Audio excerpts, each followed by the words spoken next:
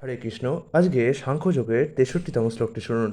ক্রোধাৎ ভবতি সম্মোহ, সম্মোহাত স্মৃতিবিভ্রম, স্মৃতিভংসাদ বুদ্ধিনাশ, বুদ্ধিনাশাৎ প্রণশ্যতি। অর্থাৎ ক্রোধ থেকে সম্মোহ উৎপন্ন হয়, সম্মোহ থেকে উৎপন্ন হয় স্মৃতিবিভ্রম, স্মৃতিবিভ্রম থেকে বুদ্ধিনাশ হয় এবং বুদ্ধিনাশ হওয়ার ফলে সর্বনাশ হয়। অর্থাৎ মানুষ জড়জগতে অন্ধকূপে পুনরায় অধঃপতিত হয়।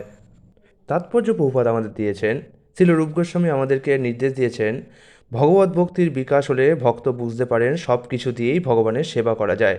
যারা ভগবত তত্ত্ব জানে না তারা কৃত্রিম উপায়ে জড় বিষয়বস্তু পরিহার করার চেষ্টা করে এবং ফলস্বরূপ যদি তারা জড়বন্ধন থেকে মুক্তির কামনা করে কিন্তু এই রকম শত চেষ্টা করেও তাদের হৃদয়ে বৈরাগ্যের উদয় হয় না।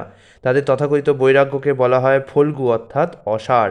পক্ষান্তরে ভগবত ভক্ত জানেন কীভাবে সব কিছু ভগবানের সেবায় ব্যবহার করতে হয়, তাই তিনি আর জড় চেতনার দ্বারা আচ্ছন্ন হয়ে পড়েন না। দৃষ্টান্তস্বরূপ নির্বিশেষবাদীদের মতে ভগবান অথবা পরম তত্ত্ব হচ্ছেন নিরাকার, তাই তিনি খেতে পারেন না, ভোগও করতে পারেন না। সেই জন্য নির্বিশেষবাদীরা জোর করে ইন্দ্রিয় দমন করবার অভিপ্রায়ে ভালো খাবার আদি সব রকম ভোগ পরিত্যাগ করার চেষ্টা করে। কিন্তু ভগবত ভক্ত জানেন যে শ্রীকৃষ্ণ হচ্ছেন পরম ভোক্তা এবং ভক্তিপরে যা কিছু নৈবেদ্য তাকে নিবেদন করা হয় তিনি তা ভোজন করেন। তাই ভক্ত উৎকৃষ্ট খাদ্যদ্রব্য ভগবানের ভোগের জন্য নিবেদন করে, সেই নিবেদিত প্রসাদ গ্রহণ করেন। ভক্তকে তাই জোর করে ইন্দ্রিয় দমন করতে হয় না।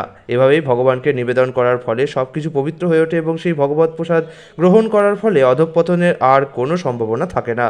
পক্ষান্তরে নির্বিশেষবাদীরা জড়বন্ধন থেকে মুক্ত হওয়ার প্রয়াসে সব কিছুই পার্থিব বলে পরিত্যাগ করতে সচেষ্ট হয়, কিন্তু এই ধরনের কৃত্রিম বৈরাগ্যের ফলে তারা জীবনকে উপভোগ করতে পারে না। সামান্য উত্তেজনাতেই তাই তাদের সংযমের বাঁধ ভেঙে যায় এবং তারা জড়জগতের আবর্তে পতিত হয়। সেই জন্যই এই সমস্ত মুক্তিকামীরা জড়বন্ধন থেকে মুক্ত হওয়ার পরেও ভগবত ভক্তির অবলম্বন না থাকার ফলে আবার জড়া প্রকৃতিতে পতিত হয়। হরে কৃষ্ণ।